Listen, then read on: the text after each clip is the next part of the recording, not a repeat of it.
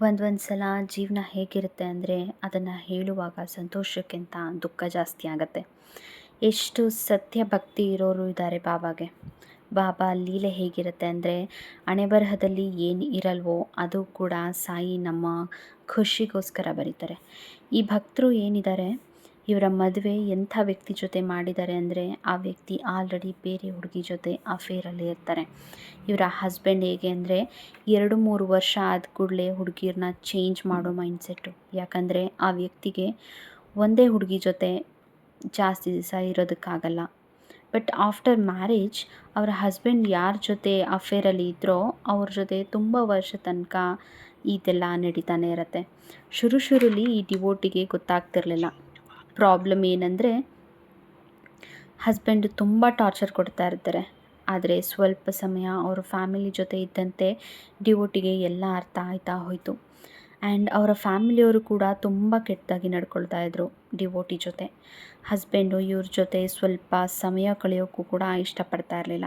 ಆದರೆ ಮದುವೆ ಆದ ಸ್ಟಾರ್ಟಿಂಗಲ್ಲಿ ಮಾತ್ರ ಟಿಕೆಟ್ ಬುಕ್ ಆಗಿತ್ತು ಅನ್ನೋದಕ್ಕೋಸ್ಕರ ಒಂದು ಸಲ ಹೊರಗಡೆ ಕರ್ಕೊಂಡು ಹೋಗಿರ್ತಾರೆ.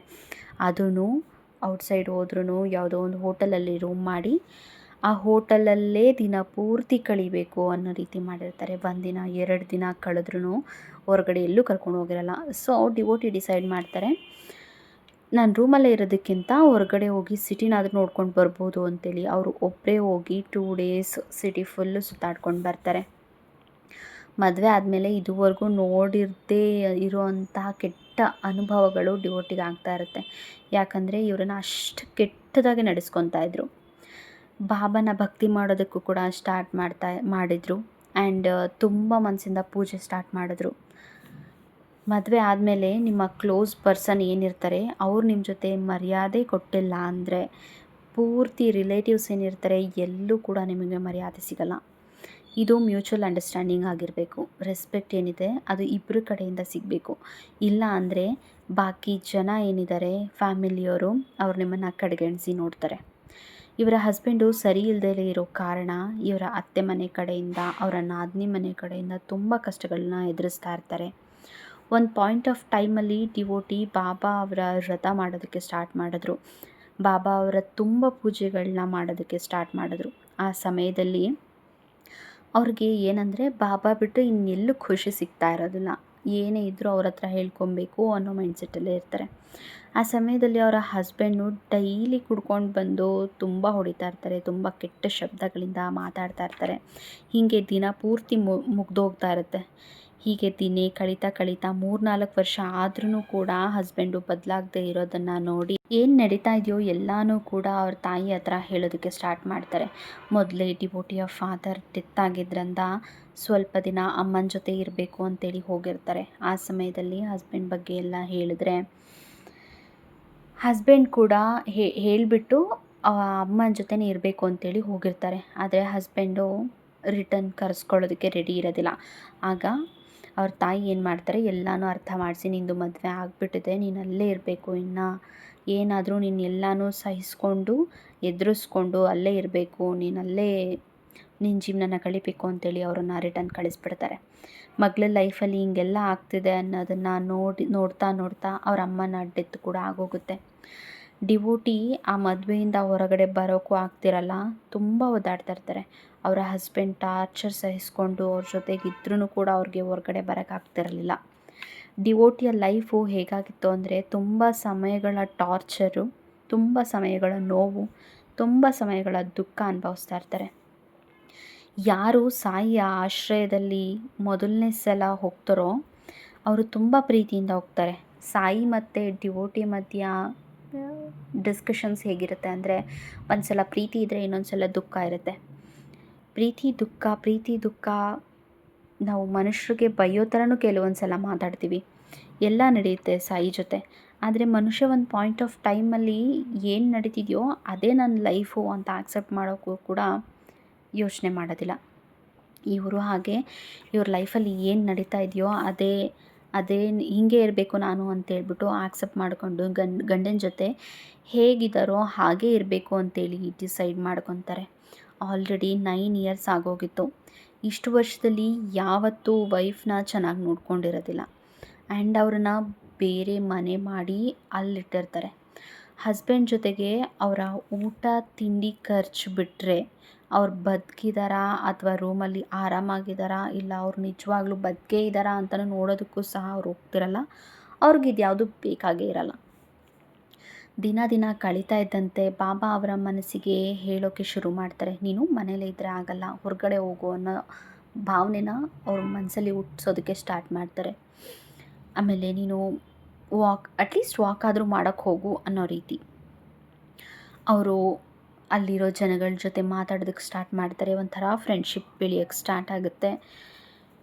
ಅಲ್ಲಿದ್ದಂಥ ಒಬ್ಬ ವೃದ್ಧ ಮಹಿಳೆ ಆ ಸೊಸೈಟಿಯಲ್ಲಿರೋರು, ಅವರು ಈ ಡಿವೋಟಿನ ನೋಟಿಸ್ ಮಾಡಿ ಅವರು ತುಂಬ ಮಾತಾಡೋದಕ್ಕೆ ಟ್ರೈ ಮಾಡಿ ಮಾತಾಡಿಸಿ ಡಿವೋಟಿಗೆ ಅಸಿಸ್ಟ್ ಮಾಡ್ತಾರೆ. ನೀನು ಚೆನ್ನಾಗಿ ಓದಿದ್ಯಾ, ನಿನ್ನ ಡಿಗ್ರಿ ಚೆನ್ನಾಗಿದೆ, ನೀನು ಯಾಕೆ ಹಿಂಗಿದ್ಯಾ, ಅಟ್ಲೀಸ್ಟ್ ಕೆಲಸನಾದರೂ ಮಾಡಬಹುದಲ್ಲ ಅಂತೆಲ್ಲ ಗೈಡ್ ಮಾಡ್ತಾರೆ. ಆವಾಗ ಮನೇಲಿ ಕೂತ್ಕೊಂಡು ಏನು ಮಾಡೋದು, ನನಗೆ ಯಾರೂ ಇಲ್ದಲೇ ಇರೋ ರೀಸನ್ ಅಟ್ಲೀಸ್ಟ್ ನಾನು ಕೆಲಸಕ್ಕಾದರೂ ಹೋಗ್ಬೋದು ಅಂತೇಳ್ಬಿಟ್ಟು ಒಂದು ಆಫೀಸ್ ನೋಡ್ಕೊತಾರೆ. ಅದು 6 to 7 hours ಕೆಲಸ ಮಾಡೋ ಥರ ಇರುತ್ತೆ. ಅಲ್ಲಿ ಕೆಲಸ ಮಾಡ್ತಾ ಮಾಡ್ತಾ ಇವ್ರಿಗೆ ನನ್ನ ಗಂಡ ನನ್ನ ಜೊತೆ ಇಲ್ಲ, ಅವ್ರು ನನ್ನ ನೋಡೋದಕ್ಕೆ ಬರಲ್ಲ, ಇವು ಯಾವುದೂ ನೆನಪಿರೋದಿಲ್ಲ. ಮೈಂಡು ಫುಲ್ ಬ್ಯುಸಿ ಆಗೋಕ್ಕೆ ಸ್ಟಾರ್ಟ್ ಆಗುತ್ತೆ. ಬಂದಂಥ ಸ್ಯಾಲ್ರಿಯಲ್ಲಿ ಸ್ವಲ್ಪ ಸ್ವಲ್ಪ ಅಮೌಂಟನ್ನ ಕೂಡಿಟ್ಟು ಎಂಜಾಯ್ ಮಾಡೋದಕ್ಕೆ ಸ್ಟಾರ್ಟ್ ಮಾಡ್ತಾರೆ. ಇದರಿಂದ ಖುಷಿಯಾಗೂ ಕೂಡ ಇರ್ತಾರೆ. ಮದುವೆಗೂ ಮುಂಚೆ ಅವರು ಶಿರಡಿಗೆ ಹೋಗಿರೋದು. ಮದುವೆ ಆದಮೇಲೆ 9 ವರ್ಷ ಆದ್ರೂ ಕೂಡ ಅವರು ಹೊರಗಡೆನೇ ಕಾಲಿಟ್ಟಿರೋದಿಲ್ಲ. ಈಗ ಕೆಲಸಕ್ಕೆ ಸೇರಿದ ಮೇಲೆ ಕೆಲಸದ ಕಡೆಯಿಂದ ಒಂದು ಟ್ರಿಪ್ ಅರೇಂಜ್ ಆಗುತ್ತೆ, ಅದು ಶಿರಡಿಗೆ. ಇವರು ಕೂಡ ಹೋಗ್ತಾರೆ. 2 ದಿನಗಳ ಕಾಲ ಟ್ರಿಪ್ ಇರುತ್ತೆ. 2 ದಿನ ಮನೇಲಿ ಇಲ್ಲ ಅಂದ್ರೂ ಕೂಡ ಅವರ ಹಸ್ಬೆಂಡ್ಗೆ ಏನೂ ಡಿಫ್ರೆನ್ಸ್ ಅನ್ನಿಸ್ತಿರ್ಲಿಲ್ಲ. ಯಾಕಂದರೆ ಇವ್ರನ್ನ ಬೇರೆ ಮನೇಲಿ ಇರಿಸೋದ್ರಿಂದ ಆ ಮನೆಗೆ ಅವ್ರ ಹಸ್ಬೆಂಡು ಬರ್ತಾನೆ ಇರಲಿಲ್ಲ. ಇವಾಗ ಡಿವೋಟಿ ಯಾವ ಸ್ಟೇಜಿಗೆ ತಲುಪಿರ್ತಾರೆ ಅಂತೇಳಿದ್ರೆ, ನಾನು ಇವಾಗ ಡಿವೋರ್ಸ್ ತೊಗೊಬೋದು, ನಾನು ಸ್ವತಂತ್ರವಾಗಿ ಬದುಕ್ಬೋದು ಅನ್ನೋ ಲೆವೆಲಿಗೆ ತಲುಪಿರ್ತಾರೆ. ಆ ವ್ಯಕ್ತಿ ಜೊತೆ ನನಗೆ ಬದುಕೋಕ್ಕಾಗಲ್ಲ, ನನಗೆ ಡಿವೋರ್ಸ್ ಬೇಕು ಅನ್ನೋ ಲೆವೆಲಿಗೆ ಯಾವಾಗ ಹೋಗ್ತಾರೆ, ಒಂದಿನ ಅವ್ರ ಹಸ್ಬೆಂಡಿಗೆ ಕಾಲ್ ಮಾಡಿ ನನಗೆ ನಿಮ್ಮ ಜೊತೆ ಇರೋಕ್ಕಾಗಲ್ಲ ಆ್ಯಂಡ್ ಐ ವಾಂಟ್ ಡಿವೋರ್ಸ್ ಅಂಥೇಳಿ, ಆ್ಯಂಡ್ ನನಗೆ ಯಾವುದೇ ದುಡ್ಡು ಬೇಡ, ನಾವಿಬ್ಬರು ಮ್ಯೂಚುವಲ್ ಆಗಿ ಡಿವೋರ್ಸ್ ತೊಗೊಳ್ಳೋಣ ಅಂತೇಳ್ಬಿಟ್ಟು ಕೇಳ್ತಾರೆ. ಬಟ್ ಹಸ್ಬೆಂಡ್ ಏನಿರ್ತಾರೆ ಅವರು ಇದನ್ನು ಎಕ್ಸೆಪ್ಟ್ ಮಾಡಿರಲ್ಲ. ಬಿಕಾಸ್ ಅವರು ಯಾವಾಗಲೂ ಅವರು ಹಸ್ಬೆಂಡ್ ಏನು ಹೇಳ್ತಾರೆ ಅದನ್ನು ಕೇಳ್ಕೊಂಡಿದ್ದಂತಹ ಹುಡುಗಿ ಸಡನ್ನಾಗಿ ಡಿವೋರ್ಸ್ ಕೇಳ್ತಿದ್ದಾರಲ್ಲ, ಅವರು ಅದನ್ನು ಕೊಡೋದಕ್ಕೂ ಕೂಡ ರೆಡಿ ಇರೋದಿಲ್ಲ. ಯಾಕಂದರೆ ಯಾವಾಗೆಲ್ಲ ಹಸ್ಬೆಂಡ್ ಹೆಲ್ತ್ ಸರಿ ಇರಲ್ವೋ ಅವಾಗೆಲ್ಲ ಅವ್ರ ವೈಫೇ ಪಕ್ಕದಲ್ಲಿ ಇದ್ದು ದಿನ ಪೂರ್ತಿ ಅವ್ರನ್ನ ನೋಡ್ಕೊಂಡಿರ್ತಾರೆ. ಇದೆಲ್ಲ ಆದ ಕೂಡಲೇ ಅವ್ರ ಹಸ್ಬೆಂಡ್ಗೆ ಏನು ಅನ್ನಿಸ್ತೋ ಏನೋ, ಸ್ವಲ್ಪ ಸ್ವಲ್ಪ ಸಮಯ ಅವರ ಹೆಂಡತಿ ಎಲ್ಲಿರ್ತಾರೋ ಅಲ್ಲಿ ಬಂದು ಇರೋದಕ್ಕೆ ಸ್ಟಾರ್ಟ್ ಮಾಡ್ತಾರೆ. ಆದರೆ ವೈಫ್ ಮೇಲೆ ಯಾವುದೇ ಥರ ಪ್ರೀತಿ ಇದೆ ಅಂತ ಅಲ್ಲ, ಅವರಿಗೆ ಡಿವೋರ್ಸ್ ಕೊಡಬಾರ್ದು ಅಂತ ಅಷ್ಟೆ. ಅದಾದಮೇಲೆ ಯಾವತ್ತೂ ಡಿವೋರ್ಸ್ ಬೇಡ, ಓಕೆ ನನ್ನ ಗಂಡ ನನ್ನ ಜೊತೆ ಬಂದಿರೋದಕ್ಕೆ ಸ್ಟಾರ್ಟ್ ಮಾಡಿದ್ದಾರೆ ಅಂತ ಇವ್ರಿಗೆ ಅನಿಸುತ್ತೋ, ಅದಾದಮೇಲೆ ಮತ್ತೆ ಆ ಹಸ್ಬೆಂಡ್ ಕಡೆಯಿಂದ ಅದೇ ಹಳೆಯ ವರ್ತನೆ ಸ್ಟಾರ್ಟ್ ಆಗುತ್ತೆ. ಮತ್ತು ಅವ್ರ ಹಸ್ಬೆಂಡು ಮತ್ತು ಆ ಹುಡುಗಿ ಇರ್ತಾಳಲ್ಲ ಅವಳ ಹತ್ರ ರಿಟರ್ನ್ ಹೋಗೋದಕ್ಕೆ ಸ್ಟಾರ್ಟ್ ಮಾಡಿರ್ತಾರೆ. ಇದೆಲ್ಲ ನೋಡಿ ಬೇಜಾರಾಗಿರೋಂತಹ ಡಿವೋಟಿ ಒಂದಿನ ಬಾಬಾ ಮುಂದೆ ದೊಡ್ಡ ದೀಪ ಹಚ್ಚಿ ಸಂಕಲ್ಪ ಮಾಡಿಕೊಂಡು ಕೂತ್ಕೋತಾರೆ. ಇದೇ ನನ್ನ ಜೀವನದ ಕೊನೆ ದೀಪ, ನಿನ್ನ ಈ ದೀಪ ಮುಗಿಯೋ ಅಷ್ಟರಲ್ಲಿ ಆ ವ್ಯಕ್ತಿನೇ ಬಂದು ನನಗೆ ಡಿವೋರ್ಸ್ ಬೇಕು ಅಂತ ಕೇಳಬೇಕು ಅನ್ನೋದು ಡಿವೋಟಿಯ ಮಾತಾಗಿರುತ್ತೆ. ದೀಪ ಹಚ್ಚಿ ದೀಪದ ಮುಂದೆ ಕೂತು ತಿಂಡಿ ಊಟ ನಿದ್ದೆ ಏನೂ ಇಲ್ಲದೆ ಬಾಬಾ ಮುಂದೆ ಕೂತಿರ್ತಾರೆ. ಸಾಯಿ ಸಾಯಿ ಸಾಯಿ ಅಂತ. 1 ದಿನ ಕಳೆಯುತ್ತೆ, 2 ದಿನ ಕಳೆಯುತ್ತೆ, ಹೀಗೆ 3ನೇ ದಿನ ಸ್ವತಃ ಆ ವ್ಯಕ್ತಿನೇ ಮನೆಗೆ ಬರೋ ಥರ ಸಾಯಿ ಮಾಡ್ತಾರೆ. ಬಂದಾಗ ಅವ್ರ ಮುಖದಲ್ಲಿ ಏನೋ ದುಃಖ, ಏನೋ ಭಯ ಇರುತ್ತೆ. ಯಾಕಂದರೆ ಅವರು ಇಷ್ಟು ವರ್ಷ ಯಾರ ಜೊತೆ ಅಫೇರಲ್ಲಿ ಇದ್ರೋ ಅದೇ ಹುಡುಗಿ ತುಂಬ ದೊಡ್ಡ ಜಗಳ ಮಾಡಿ ಹಸ್ಬೆಂಡ್ ಜೊತೆ ಮತ್ತು ಅವರ ಫ್ಯಾಮಿಲಿಯವ್ರ ಜೊತೆ ದೊಡ್ಡ ಜಗಳ ಮಾಡಿ ಕಂಪ್ಲೇಂಟ್ ಕೊಟ್ಟು ಅವರು ಪೊಲೀಸ್ ಸ್ಟೇಷನ್, ಕೋರ್ಟ್ ಕಚೇರಿ ಅಂತೇಳಿ ಅಲ್ದಾಡೋ ಥರ ಮಾಡಿರ್ತಾರೆ. ಆ ವ್ಯಕ್ತಿ ಇಷ್ಟು ಅಲ್ದಾಡಿದ್ದಕ್ಕೆ, ಅಷ್ಟು ಜಗಳ ಎಲ್ಲ ಆಗಿದ್ದಕ್ಕೆ ಈ ಥರ ಆಗೋಗಿರ್ತಾರೆ. ಯಾರು ಗರ್ವದಲ್ಲಿ ಮೆರಿತಾ ಇರ್ತಾರೋ ಅವರು ಸಡನ್ನಾಗಿ ವೀಕ್ ಆಗೋದ್ರು ಅಂದರೆ ಅವರನ್ನು ಮುಂದೆ ಇರೋರು ನೋಡೋದಕ್ಕಾಗಲ್ಲ. ಅದರಲ್ಲೂ ಯಾವಾಗಲೂ ಲಾಯಲ್ ಆಗಿ ಅವ್ರ ಪ್ರೀತಿಗೋಸ್ಕರ ಹಾತೊರಿತಿರೋ ಹೆಂಡತಿ ಹೇಗೆ ನೋಡೋಕ್ಕೆ ಸಾಧ್ಯ? ಆ್ಯಂಡ್ ಈ ಸಲ ಆ ವ್ಯಕ್ತಿ ಬಂದಿದ್ದು ಡಿವೋರ್ಸ್ ತೊಗೊಳ್ಳೋದಕ್ಕಲ್ಲ, ಇವ್ರ ಜೊತೆ ಬದುಕೋಕೆ ಅಂತ.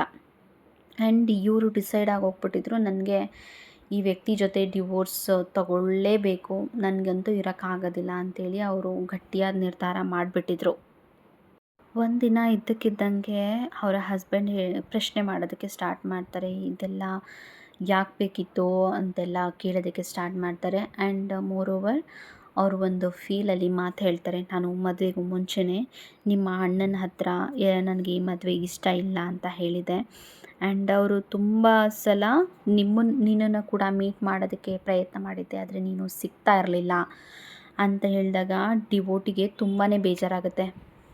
ಇದನ್ನೆಲ್ಲ ಅವರ ಹಸ್ಬೆಂಡು ಅಳ್ಕೊಂಡು ಹೇಳ್ತಿರೋದನ್ನು ನೋಡಿ ಡಿವೋಟಿಗೆ, ಸರಿ ನನ್ನದೇ ತಪ್ಪು, ನನ್ನಿಂದನೇ ಇಷ್ಟೆಲ್ಲ ಆಗಿದ್ದು, ಅಟ್ಲೀಸ್ಟ್ ನಾನು ಮುಂಚೆನೇ ಸಿಕ್ಕಿ ಇದನ್ನೆಲ್ಲ ಅರ್ಥ ಮಾಡ್ಕೊಂಡಿದ್ದಿದ್ರೆ ಮೇ ಬಿ ಇವತ್ತು ನನಗೆ ಈ ಪರಿಸ್ಥಿತಿ ಬರ್ತಾ ಇರಲಿಲ್ಲ ಅಂತ, ನನ್ನದೇ ತಪ್ಪು ಅಂತೇಳಿ ಕರ್ಗೋಗಿ ಇನ್ನು ಮುಂದೆ ನಾವಿಬ್ಬರು ಚೆನ್ನಾಗಿರೋಣ ಅನ್ನೋದು ಮನಸ್ಸಿಗೆ ಬಂದು ಡಿವೋರ್ಸ್ ತೊಗೊಳ್ಳೋದು ಬೇಡ ಅಂತ ಡಿಸೈಡ್ ಮಾಡಿ ಇಬ್ಬರು ಜೊತೆಗಿದ್ರು. ಸ್ವಲ್ಪ ದಿನದ ನಂತರ ಅವರ ಹಸ್ಬೆಂಡ್ಗೆ ಹಾರ್ಟ್ ಅಟ್ಯಾಕ್ ಆಗಿ ಅವ್ರ ಡೆತ್ ಆಗುತ್ತೆ. ಆ ಡಿವೋಟಿ ಬಾಬಾ ಮುಂದೆ ತುಂಬ ಅಳ್ತಾರೆ, ತುಂಬ ಅಂದರೆ ತುಂಬ.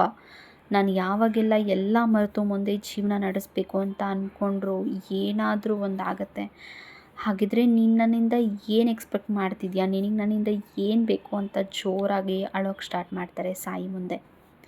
ಸ್ವಲ್ಪ ದಿನಗಳು ಆದ ನಂತರ ಇವರಿಗೆ ಚೈಲ್ಡ್ಹುಡ್ ಫ್ರೆಂಡ್ ಏನಿರ್ತಾರೆ, ಸ್ವಲ್ಪ ದಿನ ಅಂತ ಹೇಳಿದ್ರೆ 1 ರಿಂದ 1.5 ವರ್ಷ ಆದಮೇಲೆ ಫ್ರೆಂಡ್ ಕಡೆಯಿಂದ ಪ್ರಪೋಸಲ್ ಬರುತ್ತೆ ಮದುವೆಗೆ ಅಂತೇಳಿ. ಅವ್ರ ಫ್ರೆಂಡ್ಗೆ ಇನ್ನೂ ಮದುವೆ ಆಗಿರೋದಿಲ್ಲ. ಅವರು ಕೂಡ ತುಂಬ ಕಷ್ಟದಿಂದ, ತುಂಬ ಇದೇ ರೀತಿ ಚೀಟಿಂಗಿಂದ ತುಂಬ ಸಫರ್ ಪಟ್ಟಿರ್ತಾರೆ. ಪ್ರಪೋಸಲ್ ಬಂದಿದ್ದನ್ನು ಆ್ಯಕ್ಸೆಪ್ಟ್ ಮಾಡಿ ಬಾಬಾ ಅವರಿಬ್ರಿಗೂ ಮದುವೆ ಆಗೋ ಥರ ಮಾಡ್ತಾರೆ. ಆ್ಯಂಡ್ ಫೈನಲಿ ಅವರಿಬ್ಬರು ತುಂಬ ಖುಷಿಯಾಗಿರ್ತಾರೆ.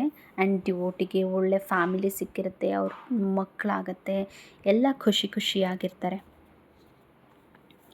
ಹೀಗೆ ಸ್ವಲ್ಪ ದಿನ ಆದಮೇಲೆ ಒಬ್ಬ ಜ್ಯೋತಿಷಿ ಹತ್ರ ಹೋಗಿ ನಮ್ಮ ಲೈಫಲ್ಲಿ ಹೀಗೆಲ್ಲ ಆಗಿದೆ ಅಂತೇಳಿ ತೋರ್ಸೋಕ್ಕೆ ಅಂತ ಹೋದಾಗ ಅವ್ರು ಹೇಳ್ತಾರೆ, ನೀನು 10 ವರ್ಷದಿಂದ ಒಂದು ಮದುವೆನ ನಿಭಾಯಿಸಿದ್ಯಾ ಅಲ್ವಾ, ಆದರೆ ನಿನ್ನ ಭಾಗ್ಯದಲ್ಲಿ 3 ಮದುವೆ ಬರೆದಿತ್ತು. ಆ 3 ಮದುವೆ ಕೂಡ ಇದೇ ರೀತಿ ಮುರಿದೋಗ್ತಾ ಇತ್ತು. ಆದರೆ ನಿಮ್ಮ ಲೈಫಲ್ಲಿ ಬಾಬಾರ ಆಶೀರ್ವಾದ ಹೇಗಿದೆ ಅಂದರೆ ಅದೆಲ್ಲ ಒಂದೇ ಮದುವೆಯಲ್ಲಿ ಮುಗಿಸಿ ನಿನಗೆ ಯಾವುದೇ ಕೆಟ್ಟ ಹೆಸರು ಬರ್ದಂಗೆ ತಡೆದಿದ್ದಾರೆ. ಆ್ಯಂಡ್ ಇನ್ನೊಂದೇನೆಂದರೆ ನಿನ್ನ ಚೈಲ್ಡ್ಹುಡ್ ಫ್ರೆಂಡ್ ಜೊತೆ ನಿನ್ನ ಮದುವೆ ಬರದೇ ಇಲ್ಲ ನಿನ್ನ ಹಣೆಯಲ್ಲಿ.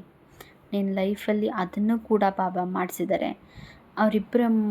ಅವರಿಬ್ಬರು ಕೂಡ ಲೈಫಲ್ಲಿ ಏನೇನೋ ಅನುಭವಿಸಿರ್ತಾರೋ ಅದೆಲ್ಲ ಮದುವೆ ಆದಮೇಲೆ ಖುಷಿಯಾಗಿರೋದಕ್ಕೆ ಕಾರಣ ಆಗುತ್ತೆ. ಹಾಗೆ ಡಿವೋಟಿ ಲೈಫಲ್ಲಿ ಒಂದು ದೊಡ್ಡ ಆಕ್ಸಿಡೆಂಟ್ ಇರುತ್ತೆ. ಅದರಲ್ಲಿ ಅವರು ದೇಹದ ಒಂದು ಅಂಗವನ್ನು ಕಳ್ಕೊಂಡು ಲೈಫ್ ಲೀಡ್ ಮಾಡಬೇಕು, ಅಂಗವಿಕಲೆ ಥರ ಲೈಫ್ ಲೀಡ್ ಮಾಡಬೇಕು ಅನ್ನೋ ಥರ ಇರುತ್ತೆ. ಬಾಬಾ ಅವರು ಎಷ್ಟು ಕೃಪೆ ಇದೆ ಅಂತೇಳಿದ್ರೆ ಅವ್ರ ಲೈಫಲ್ಲಿ ಅದನ್ನು ಕೂಡ ಕಂಪ್ಲೀಟಾಗಿ ತೆಗೆದುಹಾಕಿ ಯಾವುದೇ ಥರ ಆಕ್ಸಿಡೆಂಟ್ ಏನೂ ಇಲ್ದಂಗೆ ಖುಷಿಯಾಗಿರೋ ಥರ ಆಶೀರ್ವಾದ ಮಾಡಿರ್ತಾರೆ. ಇದೆಲ್ಲ ಅವರು ಒಬ್ಬ ಜ್ಯೋತಿಷಿ ಹತ್ರ ಹೋಗಿ ಇದನ್ನೆಲ್ಲ ಕೇಳಿದ್ದಾರೆ ಅಂತ ಅಲ್ಲ, 2 ರಿಂದ 3 ಜ್ಯೋತಿಷ್ಯ ಕೂಡ ಇದನ್ನೇ ಪ್ರಿಡಿಕ್ಟ್ ಮಾಡಿರ್ತಾರೆ. ನಿಮ್ಮ ಲೈಫಲ್ಲಿ ಏನೋ ಒಂದು ಪೀಕ್ಗೆ ಹೋಗ್ತಿದೆ ಅಂದರೆ ಅದನ್ನು ಸ್ವಲ್ಪ ಸಹಿಸ್ಕೊಳ್ಳಿ. ಅದಾದಾಗ ಮಾತ್ರ ಬಾಬಾ ಎಲ್ಲನೂ ಸರಿ ಮಾಡ್ತಾರೆ. ಇದಾದಮೇಲೆ ಖಂಡಿತ ನಿಮ್ಮ ಲೈಫು ಬದಲಾಗತ್ತೆ. ಇದಾಗಿತ್ತು ಇವತ್ತಿನ ಅನುಭವ. ಓಂ ಸಾಯಿರಾಮ್, ಜೈ ಸಾಯಿರಾಮ್.